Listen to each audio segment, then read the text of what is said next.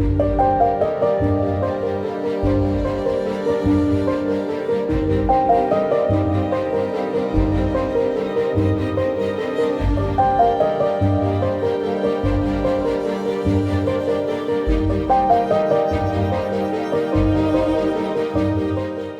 a mixture of dry fruit in a bowl, and your teacher asks you to separate all the ingredients of the mixture in separate bowls.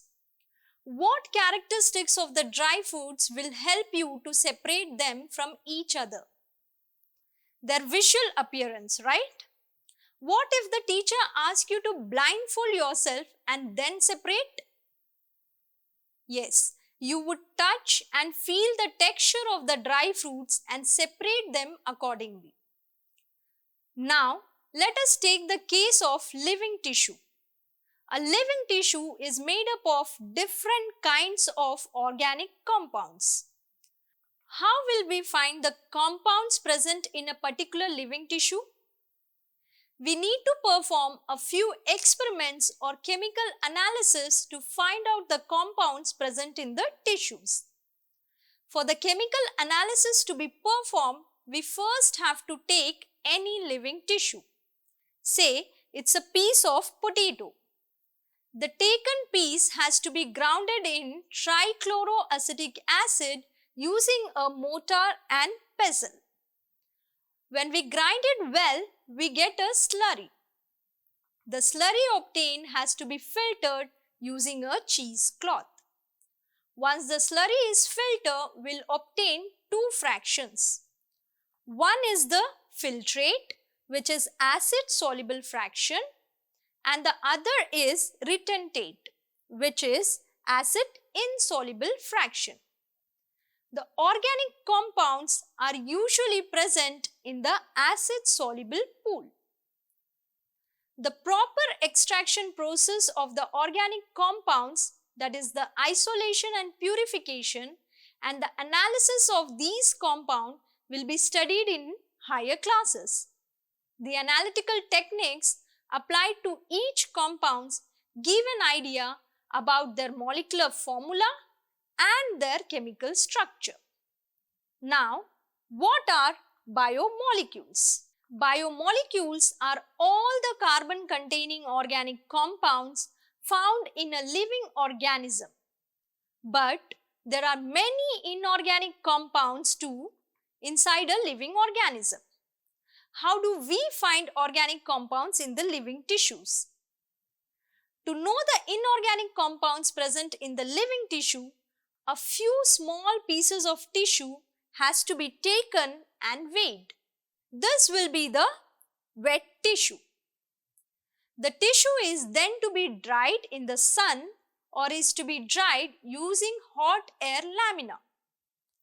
All the water from the tissue has to be evaporated. The tissue is weighed again and the dry weight is noted. Next, we completely burn the tissue and get the ash. Burning the tissue will remove the carbon present in it. The ash contains all the inorganic elements such as calcium, sodium, potassium, magnesium, etc. and compounds such as sulfate and phosphate. These all compounds and elements are seen in acid soluble fraction. Also, if we go to the element analysis, we'll be able to get the element composition of the tissues such as hydrogen, chlorine, oxygen, carbon, etc.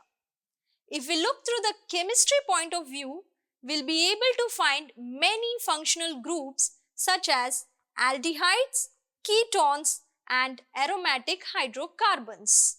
But in a biological perspective, we will classify as nucleic acids, lipids, carbohydrates and amino acids. Let's start with the composition of amino acid. Amino acids are organic compounds containing an amine group and an acidic group attached to the same carbon called the alpha carbon. Hence, they are called as alpha amino acids. The 3 of the 4 hydrogen in the methane is replaced by carboxyl group, the amino group and the variable group, which is the R group. This R group is different for every amino acid.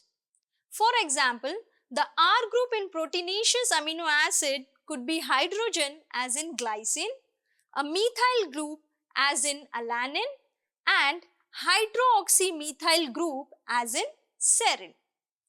In the formation of protein, there are only 20 types of amino acids required. On the basis of the number of amino or carboxyl groups, amino acid can be classified as acidic, basic and neutral. Acidic amino acid include glutamic acid and aspartic acid. Basic amino acids include lysine and arginine. And neutral amino acid includes valine, glycine, etc. There are many aromatic amino acids too, such as tyrosine, phenylalanine, tryptophan, etc. The amino groups and the carboxyl groups are ionizable and hence they change their structure in solution of different pH. When amino acid get oxidized with a positive charge and a negative charge, it is known as a deuterion. Let's now see the structure of lipids.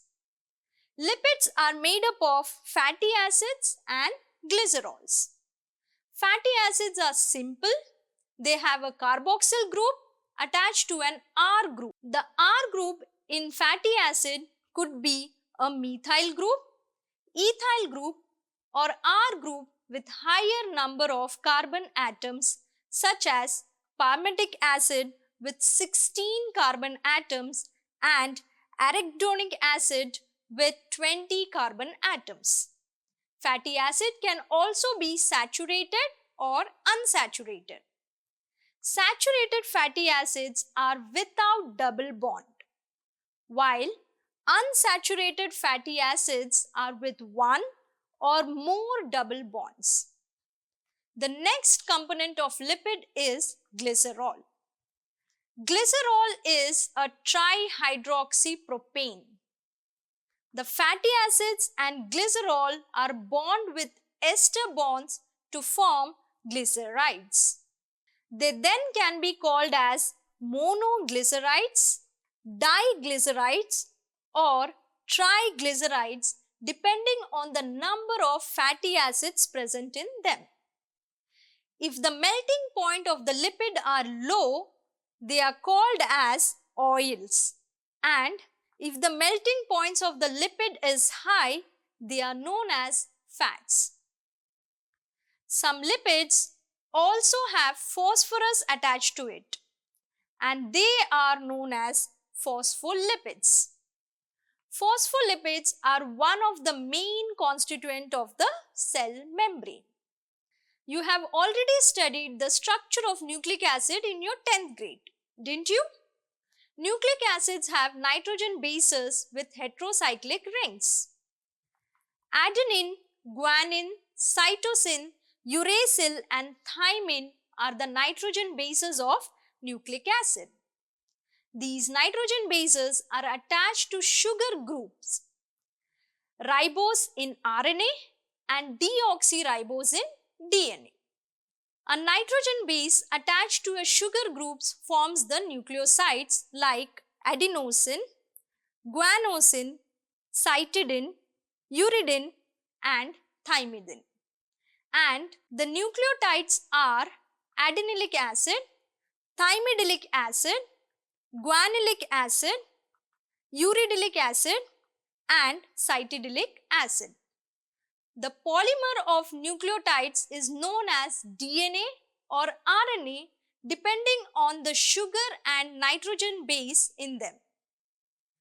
We have understood the general structure of amino acid, fatty acids, glycerol and nucleic acid. Can you find out the general structure of sugars, that is carbohydrates? Try to find out. Let's now summarize what we have learned.